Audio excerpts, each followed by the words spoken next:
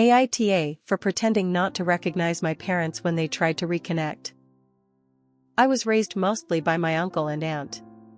My older sister developed a serious illness when I was 6, and my parents decided that they couldn't care for both of us, I guess, so they kind of unceremoniously dumped me at my grandparents' and my uncle took me in.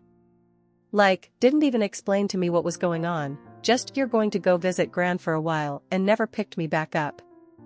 My grandparents and uncle explained it later, and they were pretty livid at my parents. I've seen my parents maybe 5 times since then and not at all for the last 9 years. I decided to stop having contact with them when I was 12, and since I was the only one reaching out, all communication broke down. It turned out okay. I love my aunt and uncle, and it turns out they can't have kids, so they've always said I'm their miracle kid. I was just misrouted by the stork at first. I was formally adopted by them when I turned 18. I wish it had been earlier, but there were some red tape things that would have made that really expensive and difficult. I'm 21 now. My sister passed away between Thanksgiving and Christmas, and I made a trip back from school for the funeral, but I stayed in the back and left before my bio parents could talk to me. They called my uncle to try to talk to me, but I said I didn't want to, so he told them that I wasn't available at the moment. They finally caught up to me over Christmas when I went to midnight mass with my gran, and approached me and tried to give me a hug. I did recognize them, but I pretended not to and just backed off and said, "Sorry, do I know you?"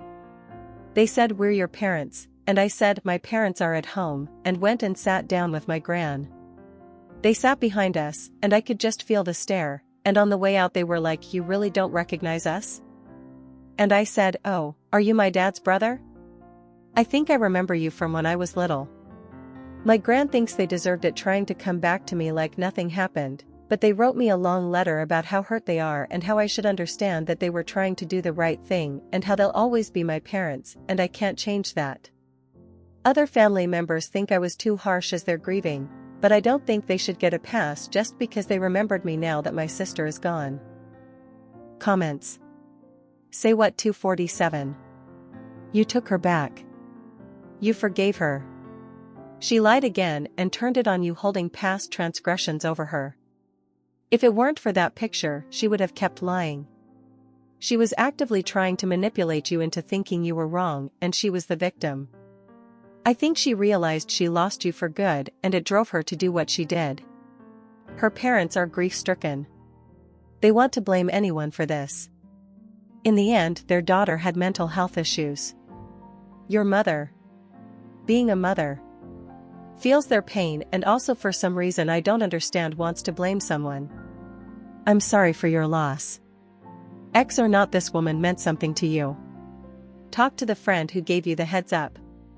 Seems like he was the only one who really wanted what is best for you. If need be, seek therapy just to sort through everything. This is hugely traumatic for you. You even feel remorse for slapping her in a moment of complete betrayal. You have no reason to own her suicide. You owned up to emotions overtaking you and hitting her. You have nothing else to own up to.